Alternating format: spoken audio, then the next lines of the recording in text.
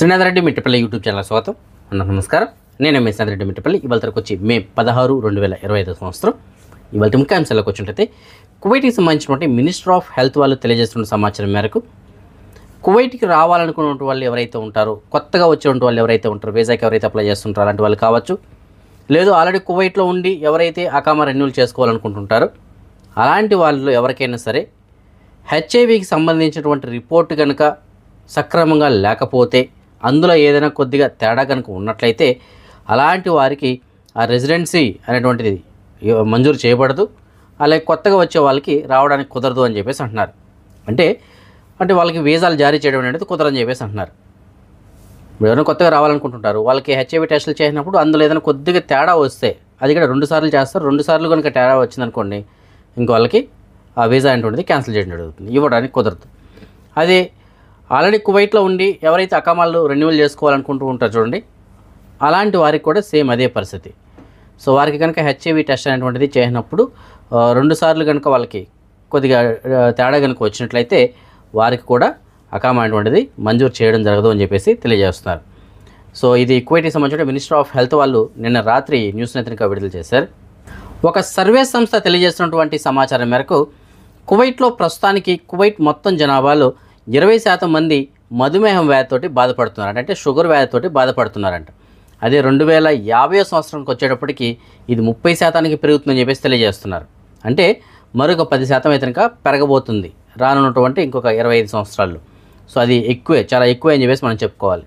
So దీనికి గల ముఖ్యమైనటువంటి కారణాలు ఏంటంటే ఆహారపు అలవాట్లు, ఇప్పుడున్నటువంటి ఆహారపు అలవాట్లు, అలాగే లైఫ్ స్టైల్ వీటిలో చేంజ్ అయిపోవడం, వీటి కారణంగా ఇది ఎక్కువగా వస్తుందని చెప్పేసి అంటున్నారు. అలాగే వాళ్ళు ఇస్తున్నటువంటి ఒక సలహా ఏంటంటే ఆహారపు అలవాట్లని చేంజ్ చేసుకోండి. అంటే ఇప్పుడున్నటువంటి అలవాట్లు కాకుండా రెగ్యులర్గా గతంలో ఏవైతే ఉండేటో అలాంటి అలవాట్లు చేసుకోండి. సో కొత్త పోగొట్లకు పోయి వెస్ట్రన్ కంట్రీస్కి వెళ్ళి అక్కడ ఉన్నటువంటి ఆహారపు అలవాట్లు వాటిని మనం అలవాటు చేసుకోవడం వల్ల ఇలాంటి ప్రాబ్లమ్స్ అయితే ఎక్కువ వస్తుంటాయి. కాబట్టి మంచి ఆహారపు అలవాట్లు ఏదైనా చేసుకోండి, మంచి ఫుడ్ ఏదైనా తీసుకోండి అని చెప్పేసి అంటున్నారు. అలాగే మన లైఫ్ స్టైల్ కూడా చేంజ్ చేసుకోవాలి. ఎక్సర్సైజ్లు చేయడం, రోజువారీ దినచర్యలు ఏవైతే ఉంటాయి వాటిలో కొద్దిగా వ్యాయామం అనేటువంటి తప్పనిసరిగా ఉండాలి. సో ఆ విధంగా మనం చేసుకునేలా నిద్ర కానీ ఇవన్నీ కరెక్ట్గా ఉండాలి. సో సింపుల్గా చెప్పాలంటే గతంలో పూర్వపు రోజుల్లో మనం ఏ విధంగా బతికేవాళ్ళమో ఆ విధంగా మనం లైఫ్ స్టైల్ కానీ చేంజ్ చేసుకున్నట్లయితే హ్యాపీగా ఉండడానికి అవకాశం ఉంటుంది. అలాగే 40 నుంచి 45 సంవత్సరాల వయసు రాగానే ప్రతి ఒక్కరూ సంవత్సరానికి ఒకసారి HbA1c టెస్ట్ కనుక చేయించుకున్నట్లయితే మంచిదని చెప్పేసి అన్నారు. ఈ HbA1c టెస్ట్ అంటే ఏంటంటే అది కూడా షుగర్కి సంబంధించిన టెస్టే. మధుమేహం ఉందా లేదా అనేటువంటిది ఆ రిపోర్ట్లో వస్తుంది. యావరేజ్ పైన ఒక 2 నుంచి 3 నెలల లోపు వారికి షుగర్ ఉండిందా లేదా అనేటువంటిది వస్తుంది. ఎందుకంటే ఒక్కొక్కసారి ఏమవుతుందంటే ఈరోజు చెక్ చేస్తే నాకు షుగర్ లేకపోవచ్చు, కానీ మరుసటి రోజు చెక్ చేస్తే షుగర్ రావచ్చు, అంటే ఉన్నట్టు చూపించవచ్చు. అంటే అప్పుడు ఏది కరెక్ట్ అని, లేదు ఈరోజు నాకు 10 ఉంది, రేపు 15 ఉంది, ఆ తర్వాత మళ్ళీ నాకు 5 వచ్చింది, సో అప్పుడు నాకు ఎంత ఉన్నట్టు లెక్క. సో వీటన్నిటిపైన ఏం చేస్తుంటే HbA1c అనేది యావరేజ్ పైన రిపోర్ట్ అనేది చూపిస్తుంది అనమాట.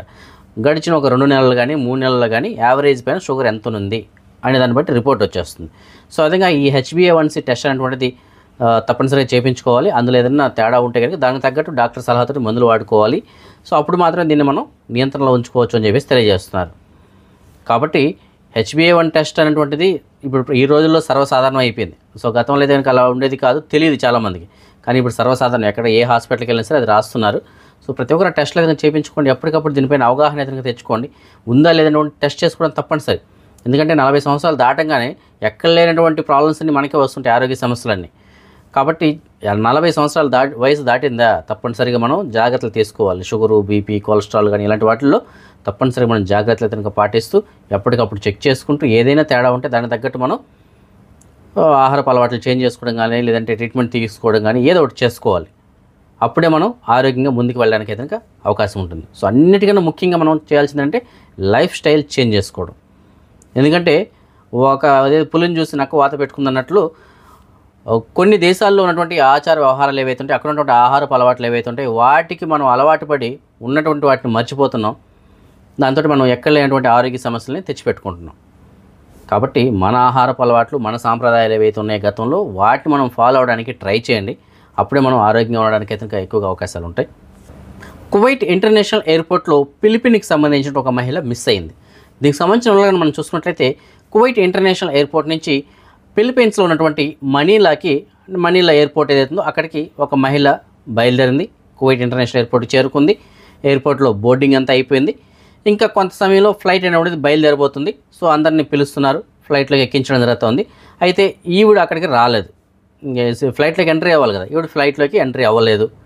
బోర్డింగ్ అయితే కనుక అయిపోయింది. మరి ఎక్కడికి వెళ్ళిపోయింది మహిళ? సో దాంతో సెక్యూరిటీని అలర్ట్ చేశారు. సో పలానా ప్యాసింజరు ఇంకా రాలేదు, ఎక్కడ ఉన్నారో చూడండి. బోర్డింగ్ అయితే కనుక అయిపోయింది. సో జనరల్గా ఎయిర్పోర్ట్లో మనందరికీ తెలుసు కదా, బోర్డింగ్ అయిన తర్వాత వాళ్ళు ఎక్కడికి వెళ్ళడానికి లేదు. ఎక్కడున్నా సరే పట్టుకొచ్చి మళ్ళీ ఫ్లైట్ లేదని వాళ్ళు తప్పనిసరిగా వేస్తారు. సో ఆ విధంగా ఆవిడ గురించి వెతకడం జరిగింది వాళ్ళు. సో మొత్తం ఆ ఎయిర్పోర్ట్లో ఉన్నటువంటి అన్ని ప్లేసులు కూడా వెతికేస్తారు, ఎక్కడికి వెళ్ళిపోయిందని చెప్పేసి. చివరికి ఆవిడ ఎక్కడ దొరికింది తెలిసిన? వాష్రూమ్లో దొరికింది. వాష్రూమ్ అంటే ఈ టాయిలెట్స్ ఉంటాయి కదా, అక్కడ దొరికింది. అయితే ఆవిడని ప్రశ్నించినప్పుడు ఎందుకు ఈ విధంగా చేసావు, ఎందుకు ఇక్కడ ఉండిపోవాల్సి వచ్చిందని చెప్పేసి క్వశ్చన్ చేసినప్పుడు ఆవిడ సరైనటువంటి ఆన్సర్ చెప్పలేదంట. సో దీంతో భద్రతా అధికారులు ఏం చేస్తారంటే ఆవిడ యొక్క జర్నీని కనుక పోస్ట్పోన్ చేశారు, రీషెడ్యూల్ చేయడం జరుగుతుంది. అంటే ఆ ఫ్లైట్కి కాకుండా వేరే ఫ్లైట్కి పంపించడానికి రీషెడ్యూల్ చేశారు. దాని తర్వాత ఆవిడ పైన కొన్ని క్వశ్చన్స్ అయితే అడగడం జరిగింది. ఆవిడ ఎంతకీ నోరు అయితే ఇప్పట్లేదు. సో ఏదైనప్పటికీ ప్రస్తుతానికి విచారణ అయితే జరుగుతుంది. సో ఆవిడ ఏదైతే సమాధానాలు చెప్పిందో వాటన్నిటిని కూడా రికార్డ్ చేశారు, అంటే డాక్యుమెంటేషన్ చేయబడడం జరిగింది. అంటే ఎందుకు ఏమిటనేది రిటర్న్గా ఒక లెటర్ అయితే తీసుకుంటారు. దాని తర్వాత దాన్ని కూడా రికార్డ్ చేయడం జరుగుతుంది మొత్తం అంతా కూడా, ఎందుకంటే సేఫ్టీ కోసం. మళ్ళీ రీషెడ్యూల్ చేసి వేరే ఫ్లైట్కి అయితే పంపించబోతున్నట్లు తెలియజేస్తున్నారు. సో ఆ విధంగా చేసింది ఆ మహిళ. మరి దానికి రీజన్ ఏమిటనేది ఇంకా తెలియలేదు. రానటువంటి రోజుల్లో దీని గురించి రీజన్ తెలియడానికి అయితే అవకాశాలు ఉంది. కానీ ఇప్పటివరకు మాత్రం రీజన్ తెలియలేదు. ఆవిడ ఎందుకని అక్కడ ఉండిపోయింది, ఏ కారణం చేత ఉండిపోయింది, ఉద్దేశపూర్వకంగా ఉండిపోయిందా లేదంటే వేరే ఏదైనా కారణాలు ఉన్నాయా? సో అవైతే ఇంకా ఆవిడ ఇంకా వెల్లడించలేదు. దానికి సంబంధించిన సమాచారం కూడా ఇంకా బయట రాదు. వచ్చిన తర్వాత మీకు నేను తెలియజేస్తాను. సో ఏదైనప్పటికీ మనం ఎయిర్పోర్ట్లో ఎంత జాగ్రత్తగా ఉండాలంటే అంత జాగ్రత్తగా ఉండాలి. సో పొరపాటున మనం ఏదైనా ఒక చిన్న తప్పు చేసినా సరే అది చాలా తీవ్రమైనటువంటి చట్టాలు ఉంటాయి ఇక్కడ. సో ఆ చట్టాలు మనపైన తీసుకోవడానికి అంటే చర్యలు అయితే తీసుకోవడానికి అవకాశం ఉంటుంది.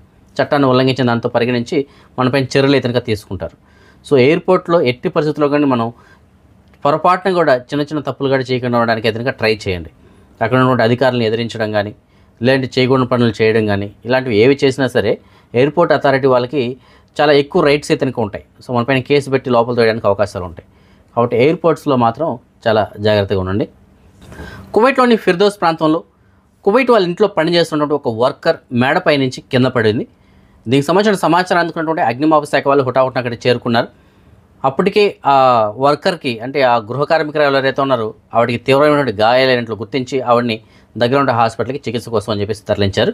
అయితే దీనిపైన కొన్ని అనుమానాలు అయితే ఉన్నాయి. ఆ వర్కర్ పొరపాటున పడిపోయిందా, లేదంటే ఉద్దేశపూర్వకంగా కింద దూకిందా, లేదంటే ఎవరైనా తోసేసారా, ఏమిటి, దీనికి సంబంధించిన వివరాలు అయితే ఇంకా తెలియాల్సి ఉంది. సో ఏదైనప్పటికీ గృహ కార్మికురాలు మేడపై నుంచి కింద పడడంతో తీవ్రమైనటువంటి గాయాలయ్యని మాత్రమే ఇప్పటివరకు మనకు అందుతున్నటువంటి సమాచారం.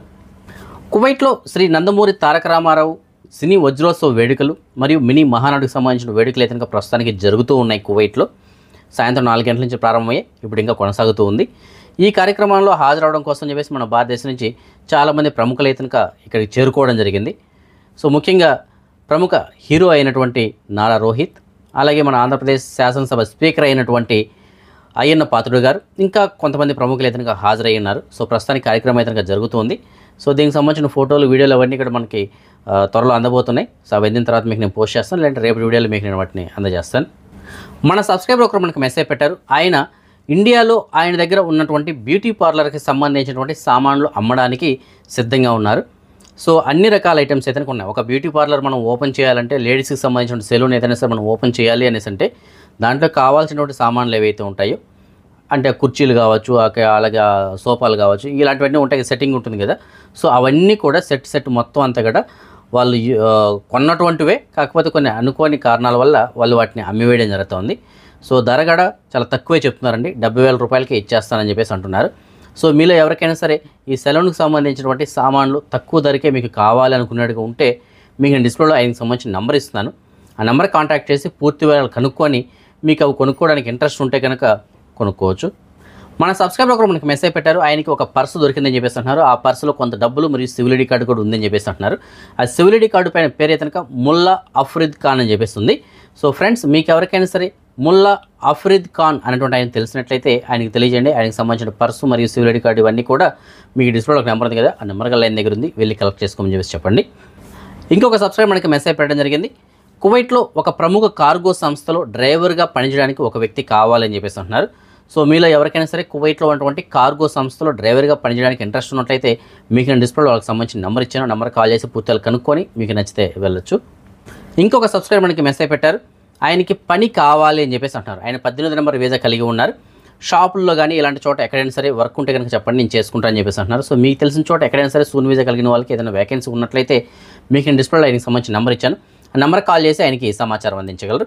అలాగే ఇవాళ మన సబ్స్క్రైబర్స్ యొక్క కొంతమంది పిల్లలు పుట్టినరోజు జరుపుకోవడం జరుగుతుంది. అందులో ఖుషి అనేటువంటి అబ్బాయి ఇవాళ పుట్టినరోజు జరుపుకోవడం జరుగుతుంది. మరియు యాపిల్ అనేటువంటి పాప ఇవాళ 2వ సంవత్సరం పుట్టినరోజు జరుపుకోవడం జరుగుతుంది. వీరిద్దరికీ నా తరపున అలాగే మన ఛానల్ సబ్స్క్రైబర్స్ అందరి తరపున పుట్టినరోజు శుభాకాంక్షలు. ఇంకా ఎవరైనా మన సబ్స్క్రైబర్స్ యొక్క పిల్లలు వాళ్ళు పుట్టినరోజు జరుపుకుంటుంటే వారికి కూడా నా తరపున పుట్టినరోజు శుభాకాంక్షలు.